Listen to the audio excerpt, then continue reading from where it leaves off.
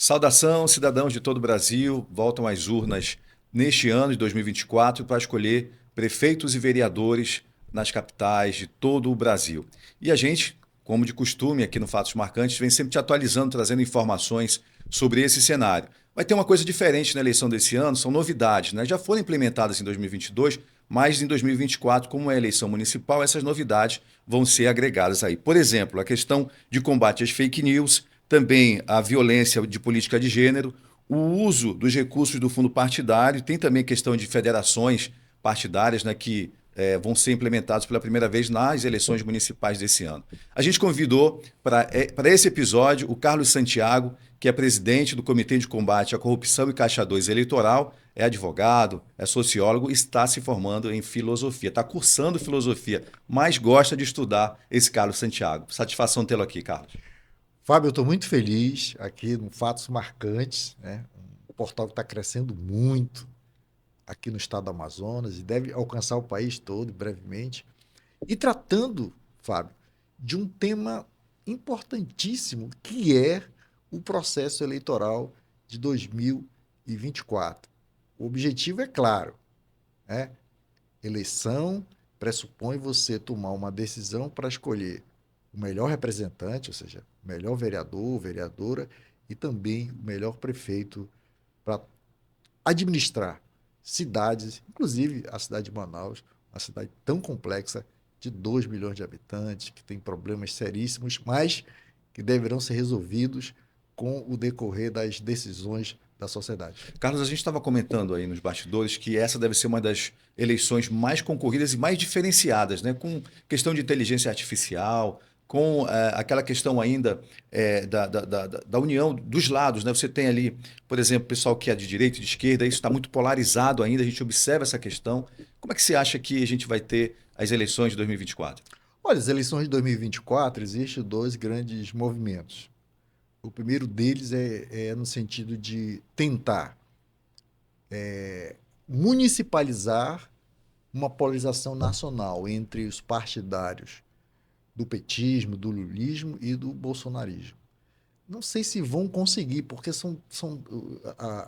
os municípios são envolvem, né? Os municípios envolvem os debates mais específicos, né?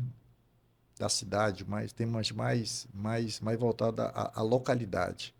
E o outro é no sentido de que o debate deva ser resolvido dentro do ambiente local, das forças locais, né? dos próprios municípios, né? Então, as lideranças. Então, vamos aguardar.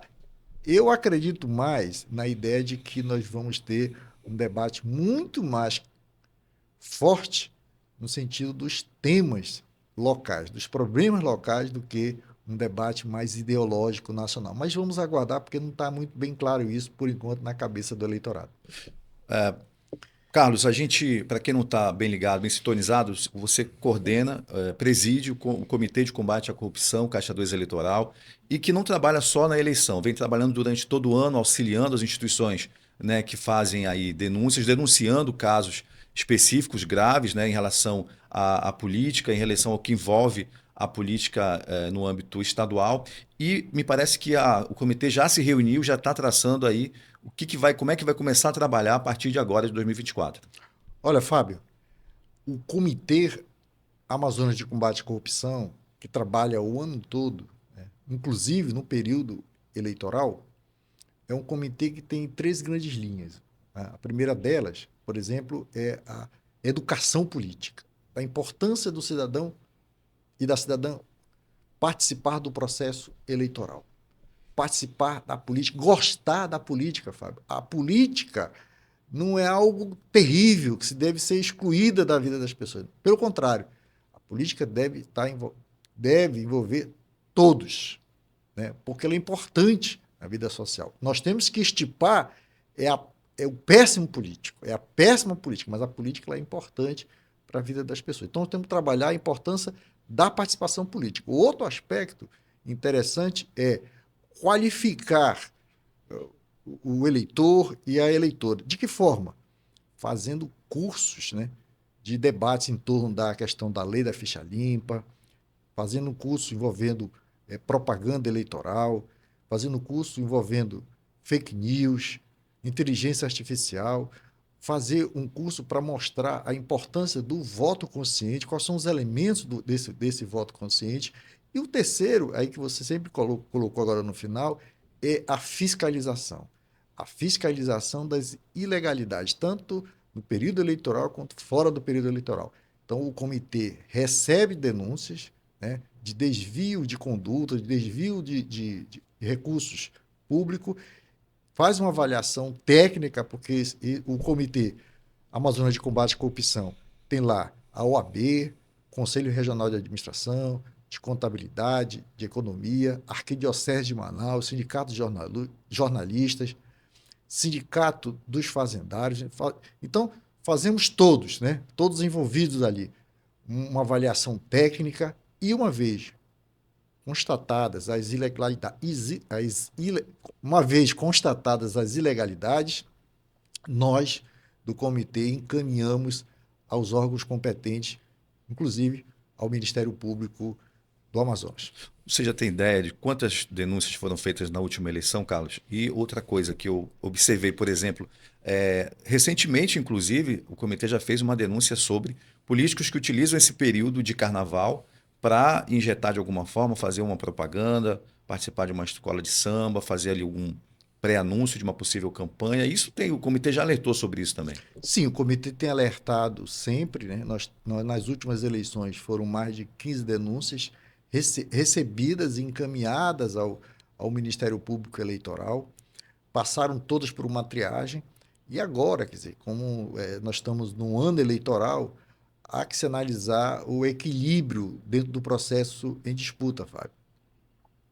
E aí não achamos, quer dizer, que seja algo interessante para o processo eleitoral um desequilíbrio em que a utilização de agremiações carnavalescas, né, para fazer publicidade para uma determinada candidatura, isso é uma forma de desequilibrar o processo eleitoral, inclusive com o uso de recursos públicos, porque essas agremiações carnavalescas recebem recursos públicos, não só na forma direta, né, com verbas específicas para cada grupo carnavalesco, mas também na forma indireta, porque o lugar onde se vai fazer a apresentação dessas escolas de samba, né, desses grupos carnavalescos, são locais em que o poder público realizou investimentos lá, né? Iluminação, palco, som. Então, tudo isso. Além disso, tem as transmissões, né, que são pagas, muitas delas. Então, há recursos públicos enormes envolvendo o carnaval e que alguns se utilizam junto com o dirigente de agremiações para desequilibrar o processo eleitoral. Isso o comitê não aceitou, não vai aceitar e encaminhamos isso à Justiça Eleitoral. Teve também uma denúncia interessantíssima do comitê em relação às festas realizadas no período da seca aqui no Amazonas, né? Para a gente que mora aqui, a gente observa que todo ano tem essa questão. Dessa vez foi muito intensa. E no período da seca teve prefeito do interior, que vai concorrer à reeleição, que promoveu festas com artistas de fora, promoveu ali festas com cachês altíssimos, com valores altíssimos e deixando, como você bem falou, a questão do desequilíbrio econômico, investido menos em relação ao cuidado com as pessoas que estavam sofrendo com a seca ou com a cheia, depende do período. Mas tem muito essa situação, né? Sim, teve bastante. O comitê acionou o Ministério Público do Amazonas, e a Corregedoria do Ministério Público do Amazonas encaminhou um expediente aos promotores que estão dos municípios para promoção de ações no sentido de frear tudo isso. Por quê? Porque o valor, além de causar um desequilíbrio na disputa eleitoral, como você bem colocou, um desequilíbrio econômico, né, no processo eleitoral, também aquele valor, Fábio, que é anunciado, que está ali no Diário Oficial, nem sempre é o valor real. Por quê? Um artista é contratado lá por R$300 mil, por exemplo. Mas tem o som. Quem que paga o som? O transporte, a alimentação, a hospedagem. Então, tem uma logística enorme por trás disso e que não está incluído naquela divulgação de R$300 mil, por exemplo. Então, o Ministério Público tem que fazer uma investigação profunda com relação a isso tudo, e até porque os municípios do Amazonas estão todos, inclusive Manaus, passando por momentos difíceis do ponto de vista não só orçamentário, mas do ponto de vista social. O estado do Amazonas é o estado que mais cresce a pobreza no estado do Amazonas. A estiagem esteve aí causando enormes prejuízos para a cidade. Agora temos a cheia novamente. Então, tudo isso requer políticas públicas com eficiência e não gastos desnecessários. Carlos, vou te convidar para participar de um quadro agora do nosso programa, onde os nossos convidados são levados a comentar temas de relevância, né, na sociedade. Alguns temas já foram postados lá no portal, no Fatos Marcantes, e tiveram muitos acessos, muitos comentários. E a gente vai postar o primeiro aqui para você dar uma olhada e ver o que você acha desse tema aí. Olha, o presidente lá da Câmara determinou o início do processo de implantação do ponto eletrônico. Por quê? Porque se desconfiava, e havia muitas denúncias em relação a isso, de que pessoas profissionais só iam assinar ali e receber o salário no final do mês. Isso gerou um constrangimento e agora, pela primeira vez, já se tentou em outras gestões, inclusive, e agora, pela primeira vez, vai ser instalado esse ponto eletrônico. O que você acha dessa determinação aí?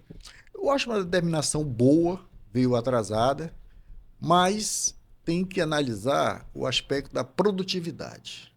Senão fica aquela situação em que o funcionário aparece lá, bate o ponto e vai cuidar de outras coisas. Então, Verdade. temos que analisar o aspecto da produtividade. O que cada servidor público pago pela sociedade está de fato fazendo, se está de fato trabalhando e trabalhando em quê? E qual é o resultado disso tudo? Acho que os poderes, não é só o poder legislativo municipal, mas precisam urgentemente trabalhar esse tema, questão do retorno dos grandes investimentos em mão de obra para a sociedade. Vamos trazer mais um tema, Carlos, para você analisar aqui. Vamos trazer o segundo tema, então. Olha, aqui foi um caso emblemático, a gente divulgou essa semana, também teve muito acesso. São donos de instituições de ensino. Um deles voltou ao mercado agora, que é o Valderi Ariosa, estava 10 anos fora, vendeu a Uninorte, comprou o Ciesa e ele disse na inauguração que os demais concorrentes fizeram um péssimo trabalho, não formaram bons profissionais e aí ele voltou ao mercado por conta disso. A dona da Fametro, né, Maria do Carmo Cefai, disse: não, isso aí não é verdade, o senhor está. Sua colocação não é coerente e expôs uma série de situações acusando também o proprietário lá do novo Ciesa. Essa briga nos bastidores políticos promete ainda muita coisa. Político não, nos bastidores da sociedade, né? Mas o senhor como sociólogo, como agora estudante de filosofia, o que o senhor poderia comentar desse aspecto que envolve também a educação? Olha, eu acho que essa polêmica, se surtir efeito no sentido da qualidade do ensino, é bem-vinda. Agora, se for uma polêmica meramente para se buscar estudante, novos clientes para essas instituições, né, criar um debate em torno de quem tem mais número de estudantes, eu acho que é desnecessária. O mais importante é os dirigentes das instituições de ensino superior do Estado do Amazonas promoverem reuniões, encontros, no sentido de melhorar a qualidade do ensino do Estado do Amazonas. Não só das instituições de ensino superior, mas também das instituições de ensino médio, ensino fundamental. Fábio, o Amazonas foi o último colocado no Enem com relação aos outros estados. Manaus foi a última colocada no Enem com relação a outras capitais. O Brasil está nas últimas colocações no exame do PISA, que é um exame internacional na área de língua portuguesa, na área de matemática e na área de ciências. Se acontecer encontros, debates, conflitos, no sentido positivo de melhorar a educação nesse país, é extremamente positivo. Mas se acontecer somente para captação, né, de novos alunos para essas instituições, eu acho um tanto desnecessário. Está aí a análise do Carlos Santiago em relação a esses temas que foram destaque lá no portal Fatos Marcantes. Você pode acessar lá e ler na íntegra. Tem vídeo, tem fotos, tem uma série de informações para você. Carlos, nesse ano também vai ter a questão das federações, né? A gente falou no início de algumas mudanças, algumas alterações. Para quem está acompanhando política agora, como é que você explicaria essas federações, né? Que é uma forma dos partidos se agregarem ali para concorrer, aqueles que têm mais ou menos a mesma interação sobre determinado pensamento, para eles se juntarem e participarem de uma eleição. Olha, Fábio, no Brasil a- tem a união dos partidos, no sentido de se transformar apenas numa só sigla, né? Que é chamada fusão. Né? Certo. Você pega dois partidos, no mínimo, né? E cria uma fusão em que as duas siglas elas se eliminam para surgir uma terceira, né? Tem um outro fator que é você anexa um partido a uma outra legenda, né? Então são elementos diferentes. Uma coisa é a fusão, outra quando é você agregar uma sigla a outra. Essa que foi agregada, ela também some para se manter essa outra que recebeu essa legenda. Essa legenda com todos os, os ativos e os passivos dessa legenda. No caso da federação, há um respeito, né, a todas as siglas envolvidas. Nenhuma delas são anexadas à outra e não há essa fusão. Há um respeito de união entre os partidos com duração de 4 anos. E essa união, essa federação que se cria dos partidos com os partidos, ela, ela tem uma autonomia da sigla, tem uma autonomia administrativa, cada sigla envolvida ali, porém tem que ter uma afinidade, como você colocou, ideológica. Né? Não dá para fazer uma federação entre bolsonaristas e lulistas. Não. Então, mas existe a federação com o objetivo de conquistar poder, conquistar espaço. Né? Então, nesse sentido, temos aí a federação do PSOL e Rede, já temos lá, né? Tá funcionando há 2 anos. Temos a federação do PCdoB, PT e PV, né? E temos a federação do Cidadania e do PSDB. Tem que existir vontade até agora no mês de março para que a Justiça Eleitoral confirme esse pedido de federação.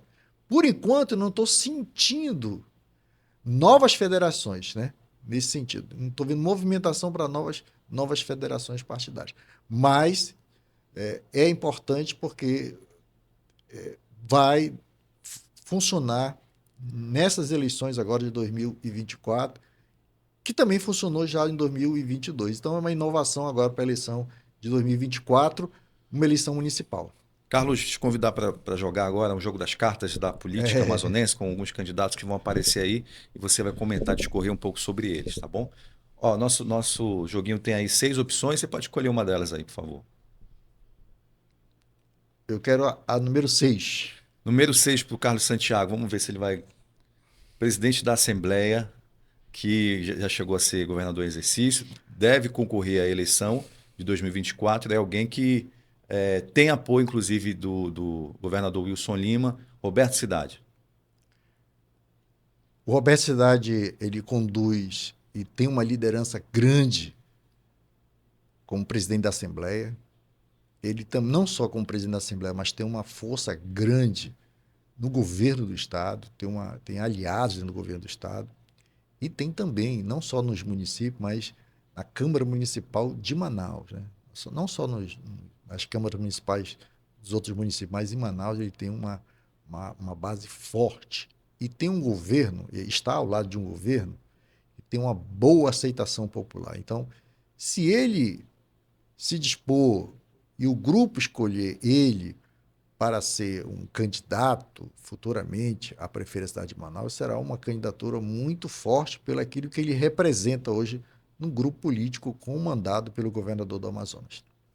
Vamos escolher mais uma carta para você comentar com a gente? Vamos voltar aqui. O que você escolhe agora? Não pode mais a 6. Eu queria a número 1. Número 1, pronto. Eita, Wilson Lima, governador do Amazonas, o que o senhor diria no jogo político, principalmente para esse ano? Esse ano, inclusive, ele anunciou que tem preferência. Na eleição passada, a gente comentava, ele não declarou diretamente que apoiava alguém. Olha, o Wilson Lima em 2020 ficou, vamos supor ali, ficou na dele. Publicamente não anunciou nenhum nome, né, para apoiar. E mais, o seu partido, na época, também não lançou nenhum nome. Agora ele está no União Brasil, um partido forte, que tem pretensão de governar capitais.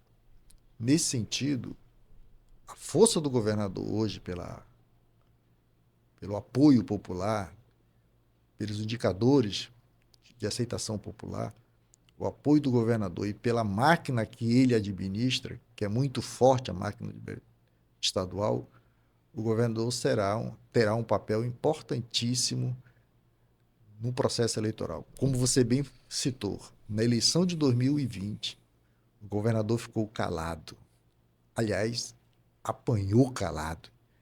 Agora, eu acredito que ele será muito ativo nas eleições de 2024, não só apoiando o seu candidato, mas também envolvendo todos os seus aliados.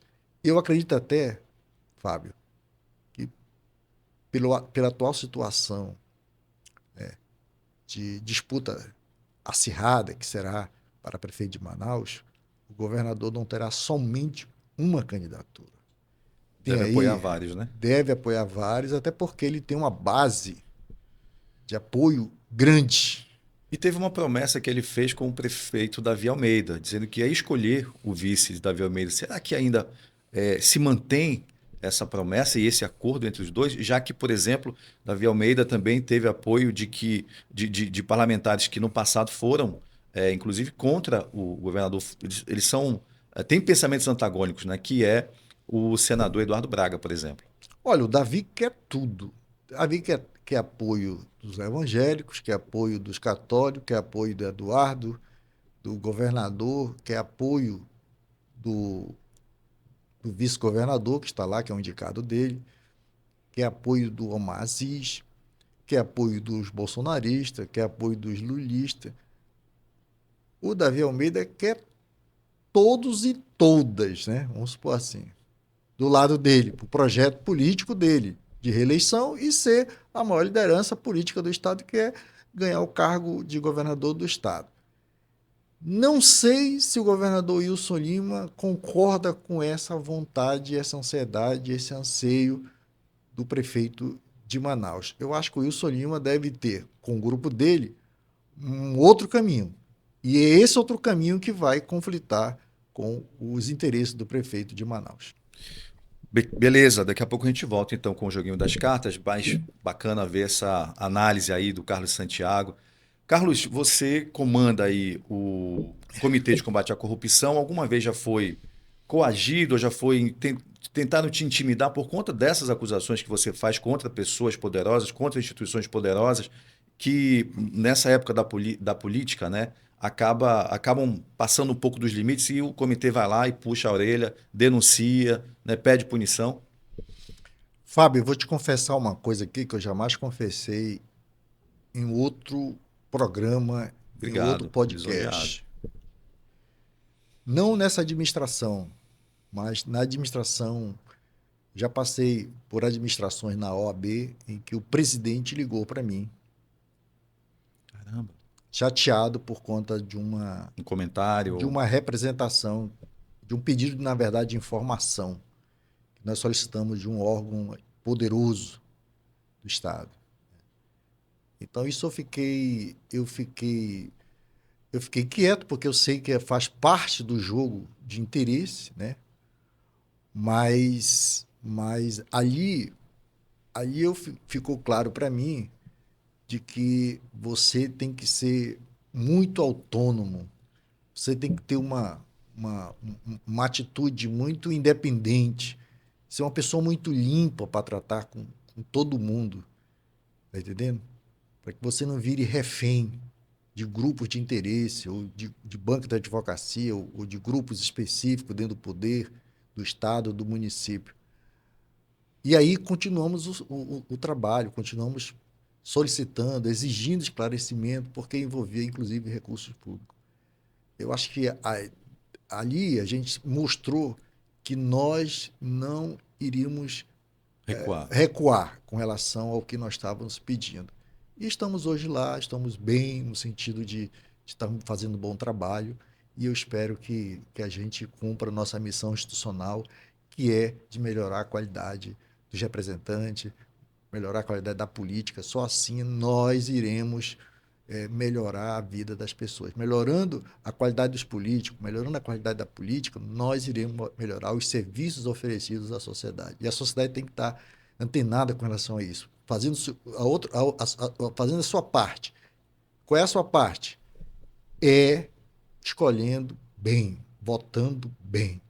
E depois acompanhar, né, Carlos, também o desenvolver do trabalho Se a deles, né? sociedade não vota bem, não tem por que ela escolher decência, ética por parte dos seus representantes, dos seus governantes escolhidos. E tem outra coisa também, né? Quando você falou no início aqui, quando a pessoa não gosta de política, abre mão de falar de política, de escolher bem um político, você abre mão para que uma outra pessoa, de repente mal intencionada, acabe escolhendo por você, né? Então é importante ficar acompanhando essa questão da política. Carlos, a pessoa no interior do Amazonas ou aqui mesmo na capital que esteja havendo ali alguma possível irregularidade em relação à política ou políticos, né, de repente mal intencionados, como é que faz para denunciar para o comitê? Olha, o Comitê Amazonas de Combate à Corrupção tem seus canais de comunicação. O primeiro deles é um telefone. É o 99977-9680, que é o telefone que eu, inclusive, atendo. E também tem o aspecto, a entrega física da denúncia, né? Ou da narrativa, né? Porque o comitê recebe as denúncias, mas tem que ir minimamente fundamentadas, né? Essas denúncias, como, por exemplo, uma foto, né? Uma imagem. Tem que ter um elemento assim muito forte para tratar da questão da denúncia. E temos o sindicato dos jornalistas profissionais do estado do Amazonas, que fica ali na praça, na praça, na praça Santos Dumont. Sim. Então temos o sindicato dos jornalistas profissionais do estado do Amazonas, ali na praça Santos Dumont, número 15, aberto todos os dias, né? Claro, somente nos, estamos ali na Praça Terreiro Santos Dumont, Sindicato dos Jornalistas Profissionais do Estado do Amazonas, número 15, que vai funcionar de segunda a sexta para receber as denúncias da sociedade com relação a qualquer ilegalidade, qualquer crime eleitoral. Legal. Antes ainda da gente finalizar, Carlos, queria que você falasse um pouquinho dessa expectativa para 2024, da preparação, né? Você já vem falando, da preparação para que se tenha uma boa eleição. Mas esse ano, como você me falou, tem questões diferenciadas, como inteligência artificial. Já há, por exemplo, ataques a políticos que estão ali no topo das pesquisas. O próprio prefeito de Manaus já mencionou ali 2 ataques, um está sendo investigado pela Polícia Federal. Como é que você está vendo e como é que você acha que esse ano as eleições vão ter um desenrolar para que haja, né, uma eleição sensata, que transcorra normalmente, nós tenhamos aí um vencedor das eleições de 2024 com todos esses novos elementos que estão surgindo? Olha, a inteligência artificial ela tem que ser usada na vida social, no trabalho, na educação e também no processo eleitoral. Mas ser utilizada de forma positiva, não na forma negativa. A Justiça Eleitoral está trabalhando para combater a utilização de forma negativa, né, que utiliza a inteligência artificial para fazer truncagem, para criar artifício, para fazer modificações para prejudicar não somente uma candidatura, mas também que prejudique o sistema de votação. Quem agir quem produzir, quem distribuir mecanismo negativo da inteligência artificial no processo eleitoral será punido pela Justiça Eleitoral.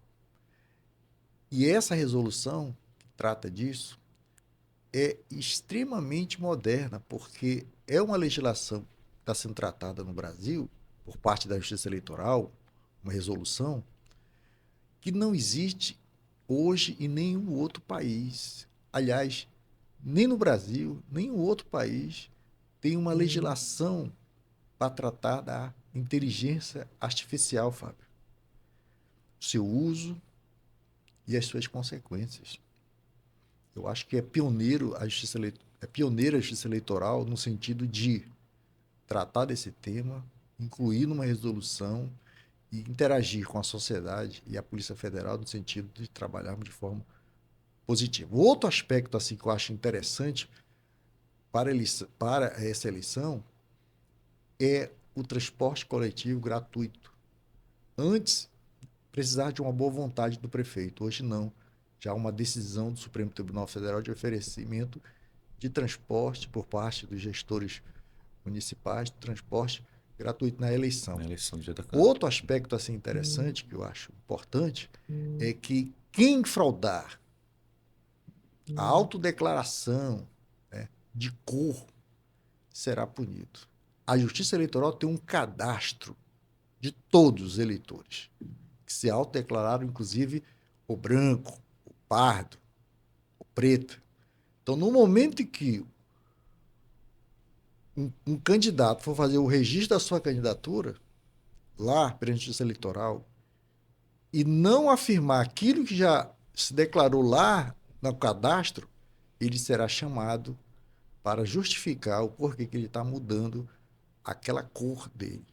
O outro aspecto que eu achei assim muito interessante nessas eleições é que você, por exemplo, o partido que tentar fraudar cota de gênero, criar candidaturas femininas, laranjas, né, terá punição à candidatura e toda a chapa partidária será cassada pela Justiça Eleitoral. Então, nesse aspecto aí, nós estamos lidando em 2024 com resoluções modernas e importantes para as eleições. Carlos Santiago, presidente do Comitê de Combate à Corrupção Caixa 2, Comitê Amazonas, né, de Combate à Corrupção Caixa 2 Eleitoral, participou conosco desse episódio do podcast do Fatos Marcantes, do portal que a gente está coordenando a partir de agora. Quero te agradecer imensamente, Carlos, por poder estar conosco, contribuindo mais uma vez. A gente já conversou muitas outras vezes lá atrás, quando eu estava ainda numa outra emissora, num outro local, e poder continuar contando sempre com a sua análise super gabaritada. Obrigado, viu? Fábio, eu estou muito feliz aqui no Fatos Marcantes. É um portal que está crescendo muito. É um portal importante. Eu acompanho, eu sigo esse portal e sei da qualidade técnica e profissional de quem está comandando esse portal. E vai fazer o diferencial nas eleições, porque já está fazendo diferencial no cotidiano da vida dos amazonenses. Muito obrigado. Estou muito feliz de estar aqui nos Fatos Marcantes. Eu que agradeço. Obrigado, Carlos. E você pode continuar acompanhando, mandando sugestões de entrevistados, sugestão de pergunta, manda lá, ou no nosso portal, ou mesmo no YouTube, em qualquer uma das nossas mídias sociais, você pode participar conosco. Obrigado e até a próxima participação.